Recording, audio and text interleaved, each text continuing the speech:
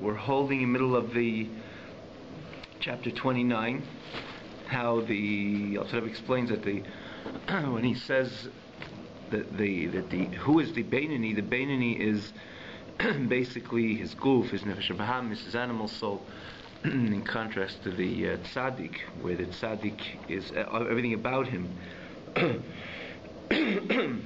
as opposed to the tzaddik. In the face of the tzaddik, everything about him is God and godliness. He has transformed already his animal soul, and it was completely nichlal. Everything was his animal soul, and which is the nefesh hachayunis, this which gives life to his body and his flesh. Everything was completely transformed and consumed into the sanctity of the godly soul. And Alter Rebbe adds mamash, exactly that's how it is by tzaddikim. It says the story of Hillel when he went to eat. He told his pupils he's going to go. He's doing chesed, he's doing kindness with the poor, the impoverished, which he was referring to his body, because it was a kind of a second party. It was another party. It was like an alien, someone else, because he himself was kuli kaddish.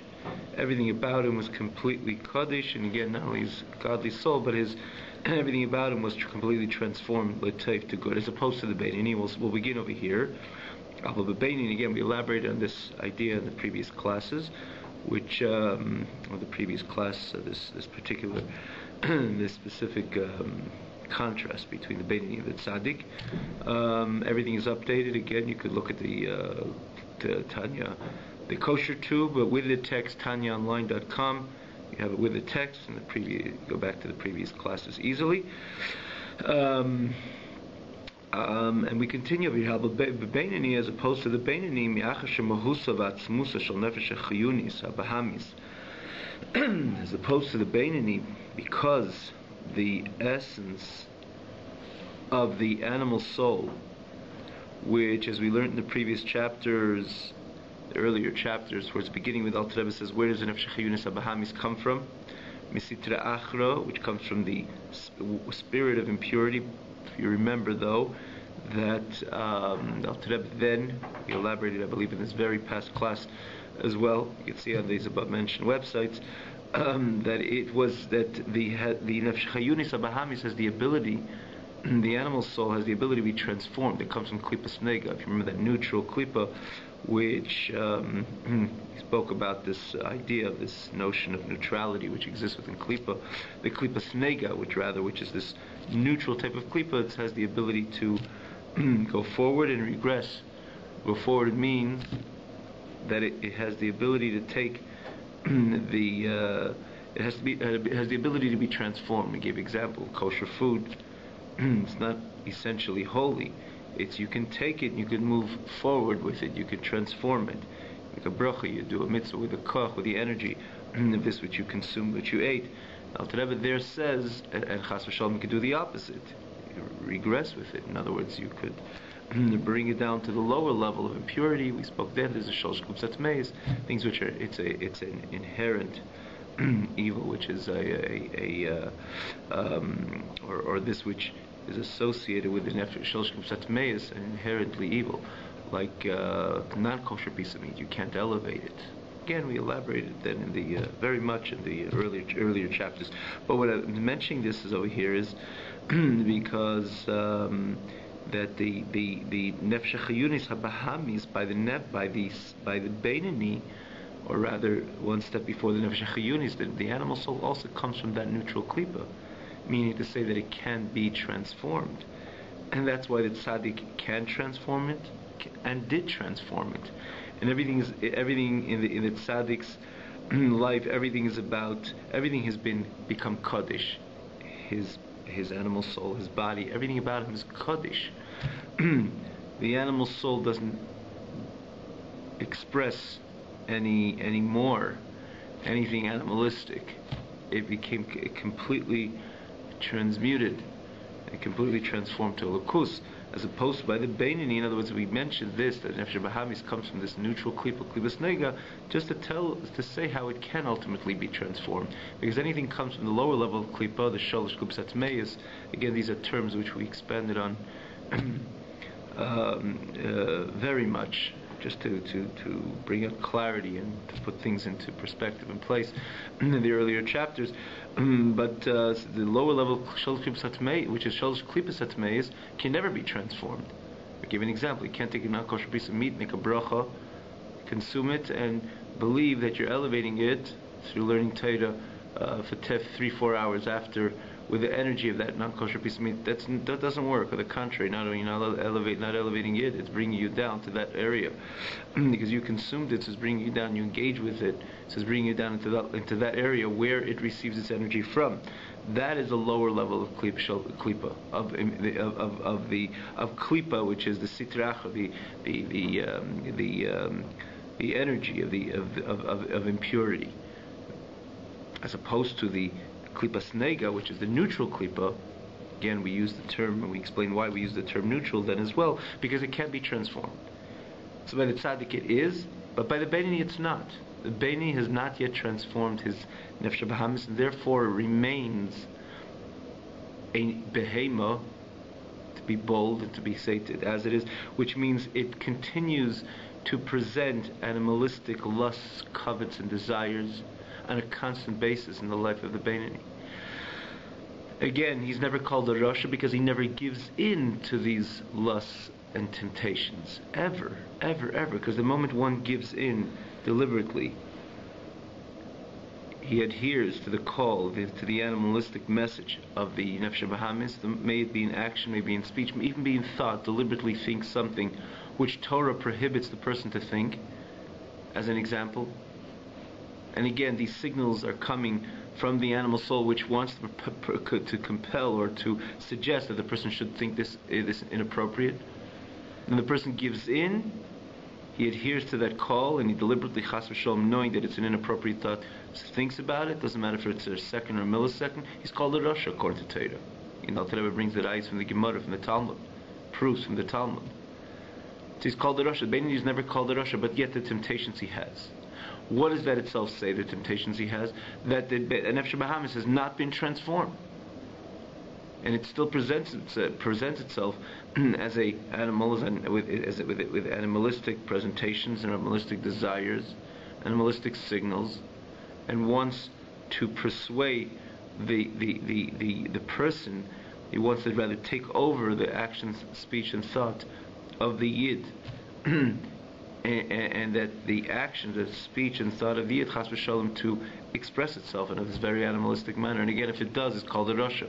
But the Beinoni is not, because he doesn't give in to these temptations, but temptations he has, that itself is the greatest demonstration that by the Beinoni, the animal soul has not been transformed. And that's what he says. Because he is not transformed, this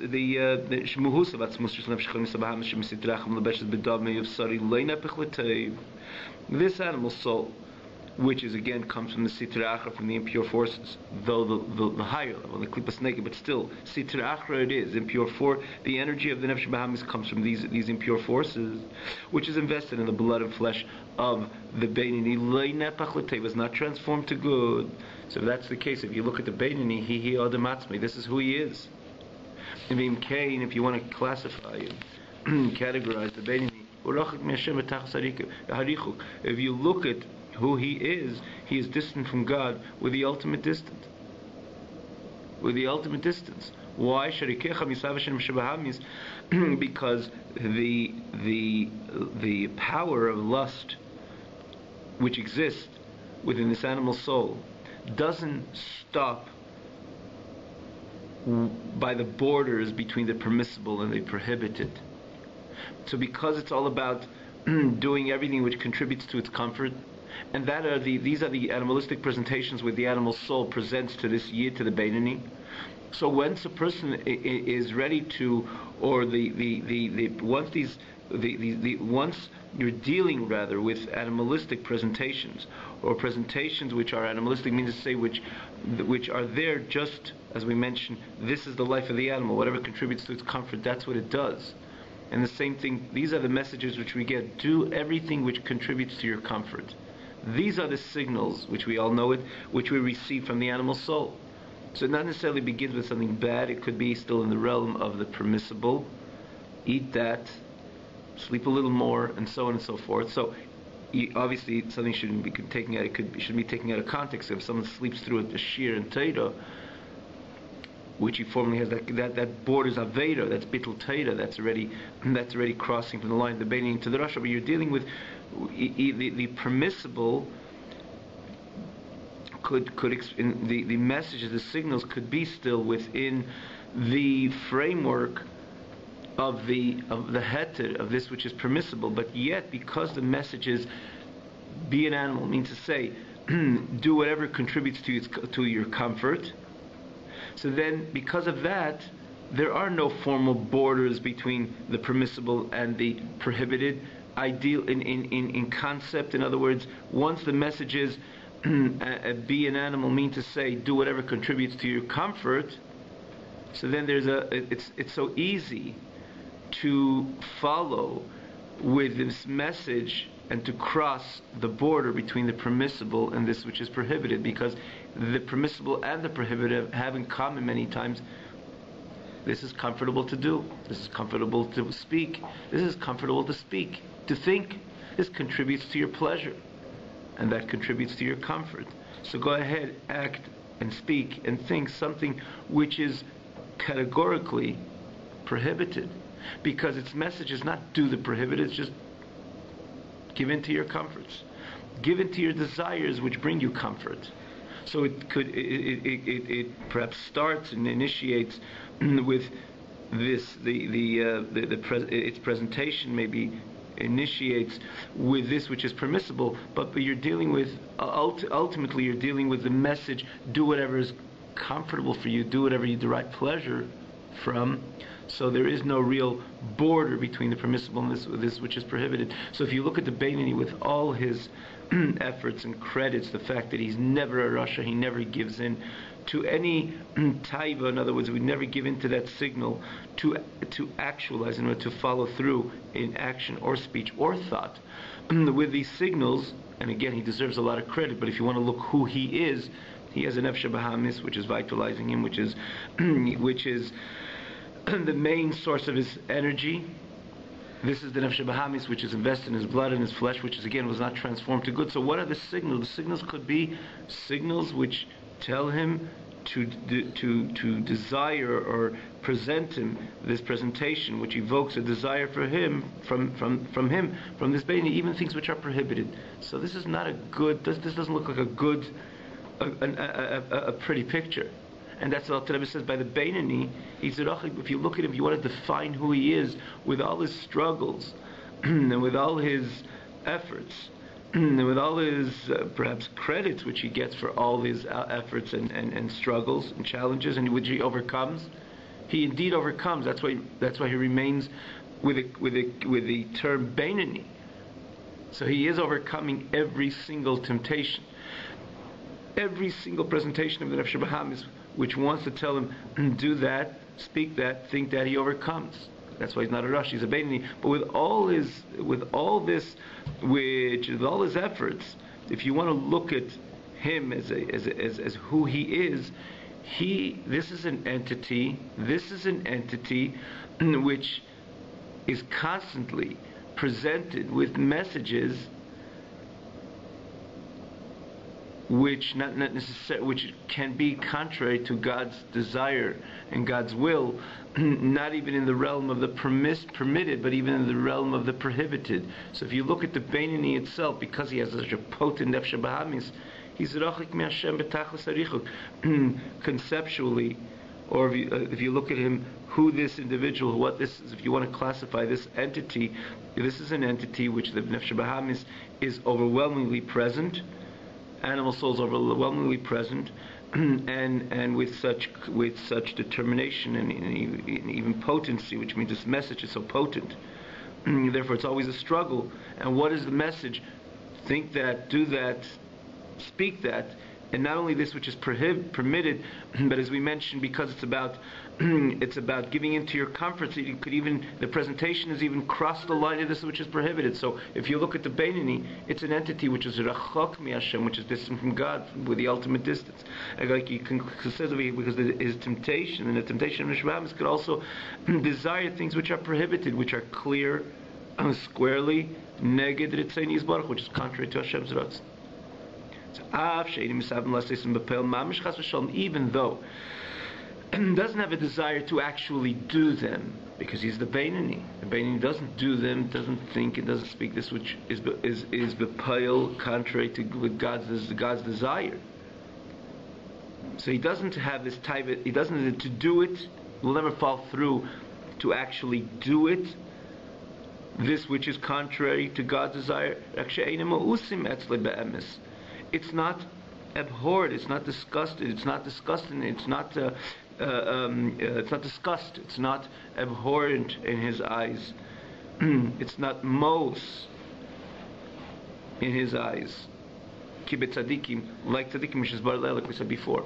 Which means by a tzaddik, because everything about him is kaddish and everything was transformed to kedusha, something which is the antithesis to kedusha is ma'us, it's disgust, it's something which the tzaddik is abhorrent with. He abhors this which is contrary to God's desire. Completely ma'us etzlei. He's completely repulsive of this which is contrary to God's desire, because kedusha and klipa, you cannot think of too extreme than this which is holy and pure to this which is unholy and impure. So therefore, a tzaddik, which everything about him has been transformed to kedusha, to holiness. So consequently, anything which is not holy is completely repulsive in the eyes of the tzaddik, abhorrent in the eyes of the tzaddik. By the Beinani, because his nefesh b'ham is still so much intact. So anything which is contrary to God's desire is not ma'us. He won't do it, but you can't say he's disgusted with it, he's repulsive with it. So you're talking about an entity which is not repulsive with something which is contrary to God's desire. That's not particularly a pretty picture.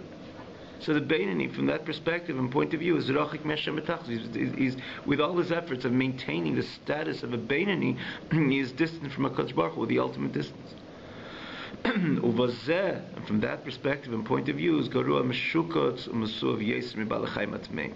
That he's worse, and he's more mituav, means to say again, it's a lashon tiuv, means it's lowly, and it's you could even use the lashon expression. It's abhorrent.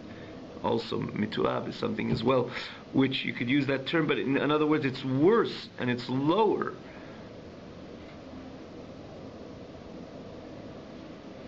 What is the worst? The Beinani, again, let's try to read it carefully. Bazahu, the Beinani is garua meshukatz mituav Yosef.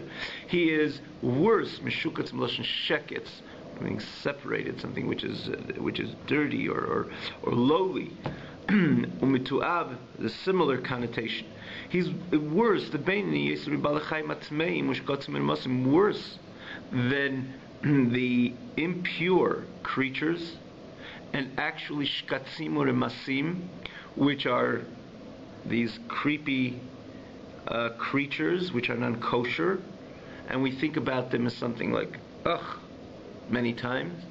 And if you think about it categorically, the Beinani is worse than them, again with the explanation what the Alter Rebbe gave in the previous chapters, namely in I believe it's the 24th chapter, yes, in the 24th chapter. And the Rebbe explains why categorically is he worse than these balechai matmeim, these impure creatures, because each one of them was created with a particular nature. Excuse me. It was programmed with a particular nature, and as lowly as they are, and as impure as they are, and as unholy as they are, meaning to say because they're not kosher animals or kosher creature and so on. So they are they're classified as tamei, impure, and impure they are, yet They're created with a certain nature, they're programmed with a certain nature, as we just began saying, which is not, they don't do contrary to that nature which is programmed in them. They're not programmed to serve God. So they have a particular nature, and that nature, even though it's aligned with Heipech HaTara, which means with Tumah, with the impure, but that's the way they were created, and that's the way they are. They have no free will. Huh? They have no free will. Right. Correct.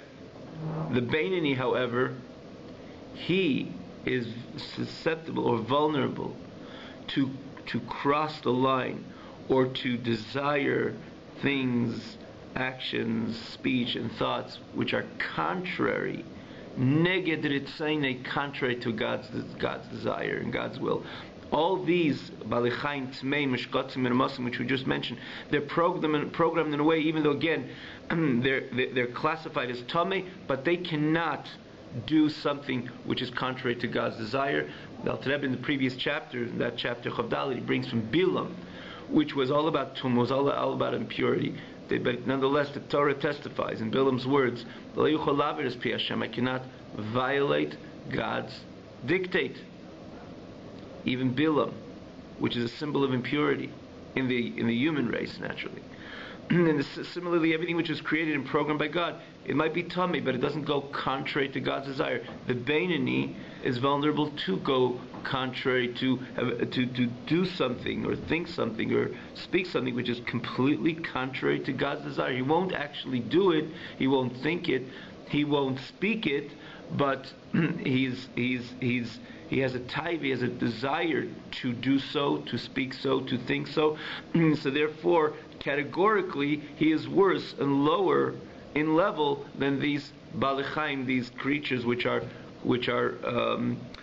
tummy, which are impure, which again, on their own, certainly the reason that tummy or together, their tummy, their impurity, is because they are distant from the oneness of Hashem, because everything which is close and aligned with the oneness of Hashem is tahir, is pure. Even in the world of animals, the kosher animal can be a sacrifice on the mizbeach, on the altar. It could be for the Shabbos meal, for the other meal. These creatures cannot, because they're a step lower. They come from shalosh klipos atmeis. Therefore, this is what makes them tamei. They're receiving their energy from the lower level of impurity, of the spirit of impurity. But man, in this case the Beinoni, because he has a taiva to things which are prohibited, which are contrary to Hashem's ratzon, puts him a step lower than this.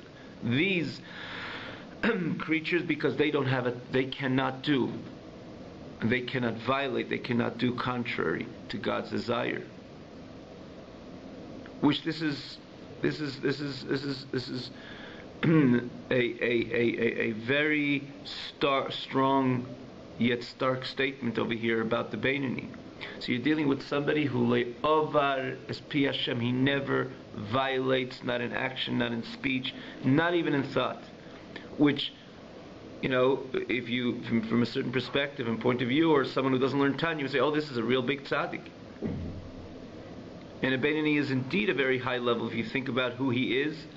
He never wastes a menaseh teiv. Every mitzvah he does right and careful and scrupulous with every mitzvah. As even the mitzvah of bittul teirah chas v'shalom never wastes a moment which is a moment which he needs to learn Torah, which is generally 24 hours a day. We're obliged to learn Torah.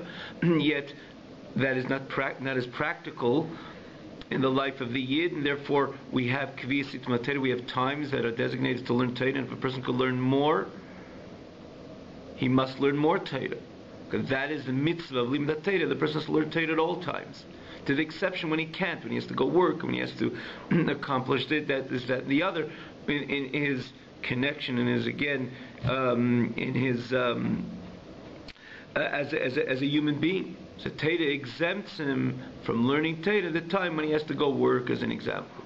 But every other moment, a Yid has to learn Torah. So you're dealing with this Beinoni, because he's somebody who never violates any Aveda. Again, it's not only in license to this which is prohibited to do, this which prohibited to be spoken is prohibited to think, which is that itself on its own with, again, we don't learn Tanya, you think, wow, this is a tzaddik, everything about him is aligned with Hashem's ratzon, Hashem's desire. They'd be in action, speech, and even in thought. His thought is pure. He never violates deliberately to look at something, hence to think about something, which Kadosh Baruch Hu says not to think even for a millisecond. That's grand. That's very special. But more than that, and perhaps even more difficult when it comes to mitzvah say, especially when it comes to the mitzvah of limud Torah, if the Beinani has the ability to learn 4 hours in his schedule, and his mentor, his rabbi, told him that these 4 hours, based on the schedule which I reviewed, and again, this is the time you have to work, and this time you have to do this, and then the other, but these 4 hours you should learn Torah, the Beinani learns the entire 4 hours. Because if it's a moment, even if he learns 3 hours and 59 minutes, the other minute is a conducive time to learn. And this Beinani, in other words, in the Yid, in the context of the mitzvah of limud Torah, you don't learn that minute, you're not called a Beinani anymore. Because you violated the mitzvah of limud Torah. Because that minute was a minute which was conducive to learn. And I did not learn, that's a violation. And therefore you violated your rush, you're not a Beinani anymore. So you're dealing with a Beinani, which not only, again, doesn't violate, is completely aligned with God's desire when it comes to leisesa, this which is prohibited to do, to speak or to think. When it comes to mitzvah say, and especially when it comes to mitzvah limud Torah, which is literally probably the hardest mitzvah, which one could fulfill to its maximum, or to the way that God wanted the Yid to fulfill this mitzvah, even there he's careful and scrupulous. So this somebody who's such a, he's like I say, if you don't learn Tanya, you would classify him, this is a very big tzaddik.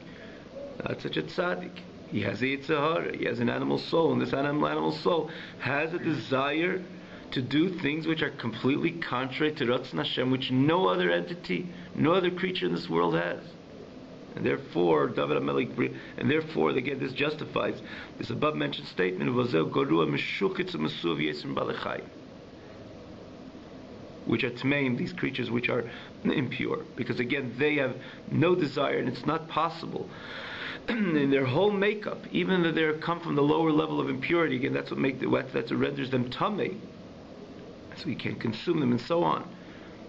But yet they never, in their makeup, they can never violate the desire of their Creator, as opposed to the Beinani has a taiva. Yochel Yisav, he could even have a taiva to things which are completely prohibited. So categorically, he's worse. That's what David HaMelech says. David brings it up. David HaMelech says, I'm a worm and not a man. What did he meant to say? He meant to say this very message. Even David HaMelech, which eventually becomes a tzaddik, says if David HaMelech fasted, he killed his Yetzer Hara.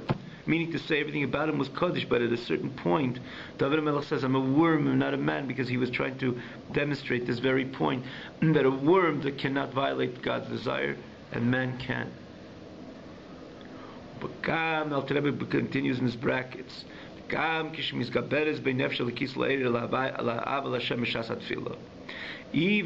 if you remember, the Rebbe spoke about the Beinani. He said there's certain times in the life of the Beinani, the day of the Beinani.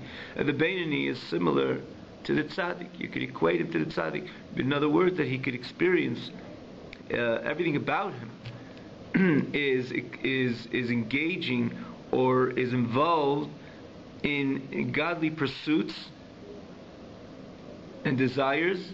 And if you remember, the Alter Rebbe elaborated on this point in 12th chapter and 13th chapter, and periodically mentions it a little later, a number of times throughout Tanya, that by the time of davening, Alter Rebbe says it's not to the credit of the Beinani, by the way. If you remember, there's a certain window which opens up from above, which allows the Beinani to connect to God, similar to the connection of the tzaddik.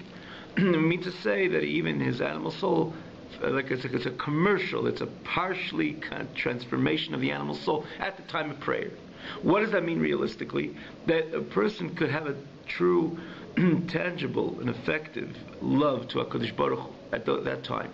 When we say that when Beinani has the Yitzhahara is intact, means to say he's not in constant love and in a pleasurably mode when you're dealing with God and godliness. That's the meaning as the Yetzer Hara, that the Yetzer Hara could present the pleasures elsewhere.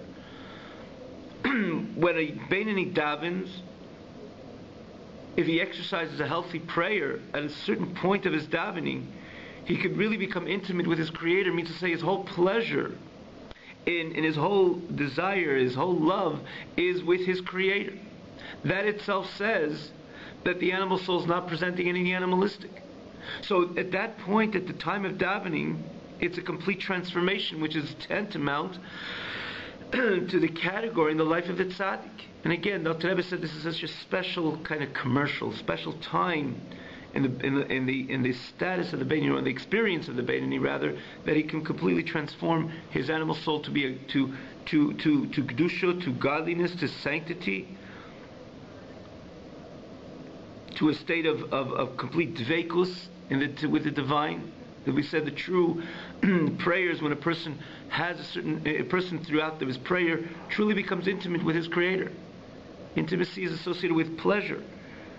So everything about him everything about the Beinoni at the time of prayer is about his love and his connection, his dveikus to God. So that sounds similar to the tzaddik. So why do you tell me that the Beinoni, he has an nefesh bahamis throughout the day, and therefore he could have a taiva, he could have a desire with things which are contrary to the God's desire, and therefore he's lower.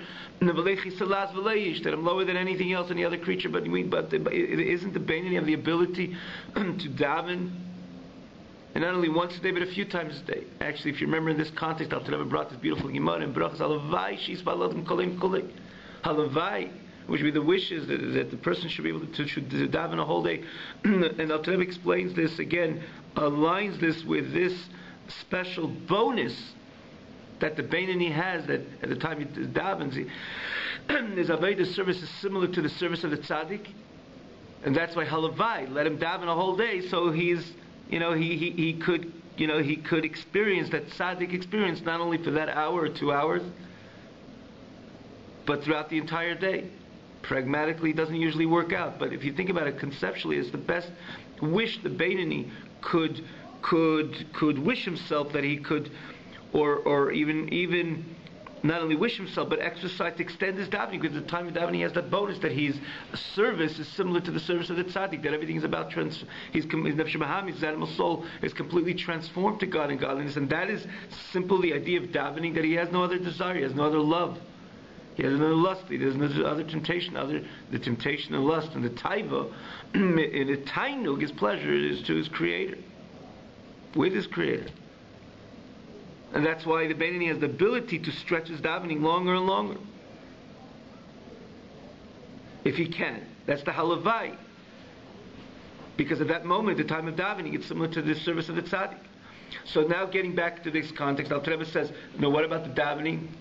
That davening is similar to tzaddik, so he's not like that teilas v'leish. He's not like he doesn't have at the time of davening the nefesh bahamis. Again, at the time of davening, the is transformed. So the nefesh bahamis is not presenting him with the signals and presentations with taivas, with desires which are contrary to God's desire. The contrary, the nefesh bahamis is on board with experience of the nefesh alikis of the godly soul, in his connection, in his dveikus, namely in his dveikus, mitich tainug, pleasurely love with HaKadosh Baruch Hu, to HaKadosh Baruch Hu.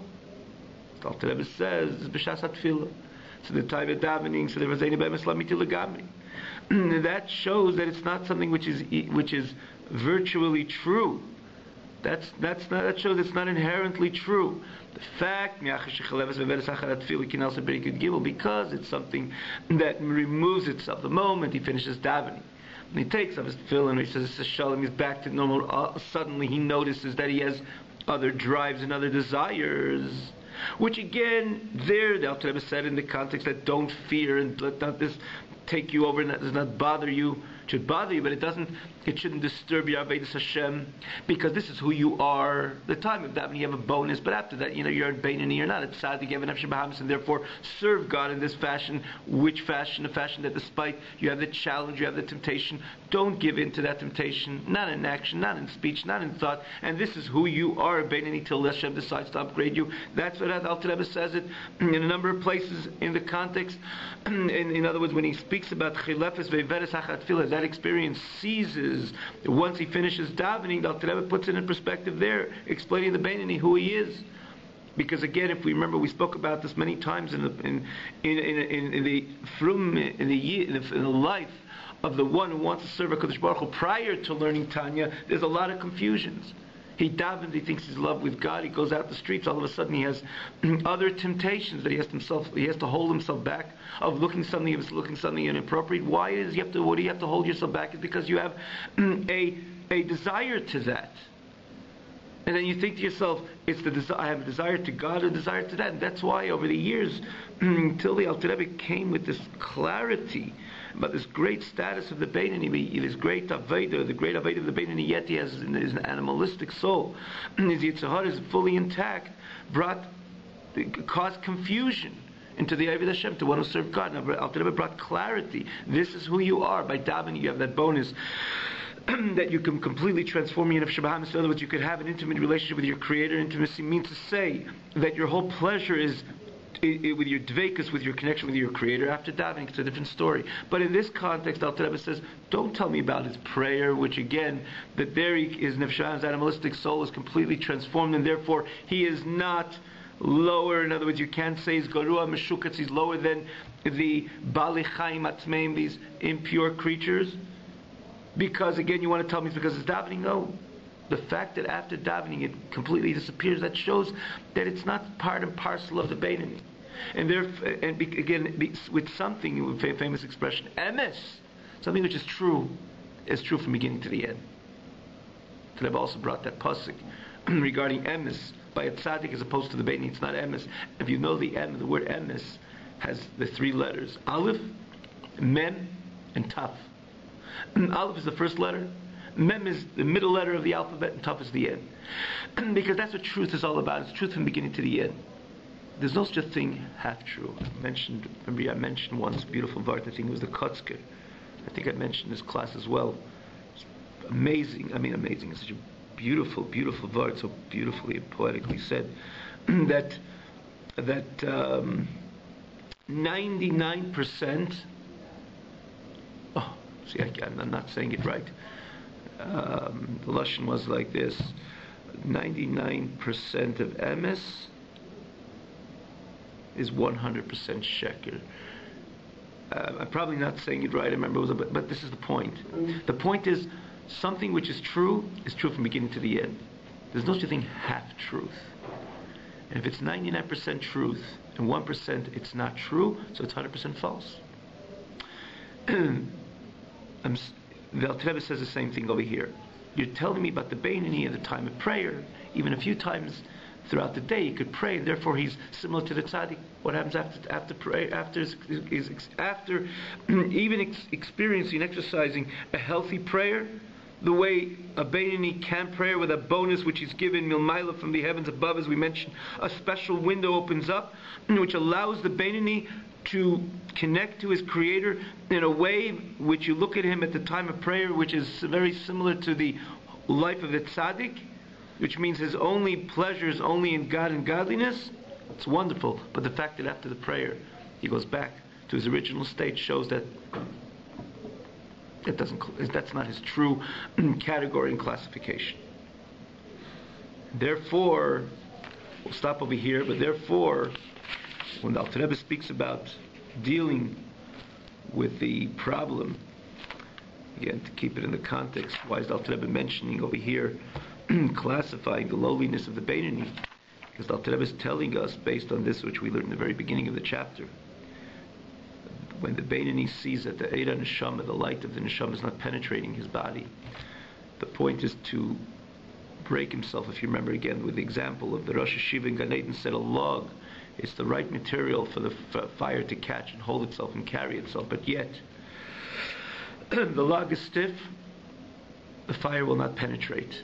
And he says similarly, when the Beinoni notices Gufo, that his body does not carry the Neheda, the Nishmasa, you got to break it. Now the Rebbe shows you different ways, and told again in the previous classes, he explains the Beinoni, or he gives the Eitzah, the suggestion rather, to the Beinoni how to break himself apart, to allow the Eira Neshama to come in, to penetrate. And one of the things he says, a broken spirit, a broken heart, and we ask the question, he's a Beinoni, breaking his spirit, breaking his heart, isn't he breaking the godly energy? Doesn't that saying he's breaking the godly energy associated with his beautiful godly service as a Beinoni? This is why the Alter Rebbe says, absolutely not. The opposite is true, because everything about the Beinoni, who he really is, it's an entity with all his efforts and with all his credits. It's still an entity which by definition is rachik mi Hashem, is distant from God, with the ultimate distance, because the fact that he has a nefesh bahamis, an animal soul, and he has a heart which is fully intact, which can and has a desire even to do things which are completely contrary to God's, to Ratzon Hashem. So this is who he really is, and therefore breaking with a ruach nishbara, a broken spirit and a broken heart, these are all things which are healthy in the life of the Beinoni, because this and only this will allow ultimately the Eira Neshama, the light of the Neshama, to penetrate and burn and carry nicely within the system of the Beinoni. Have a great night.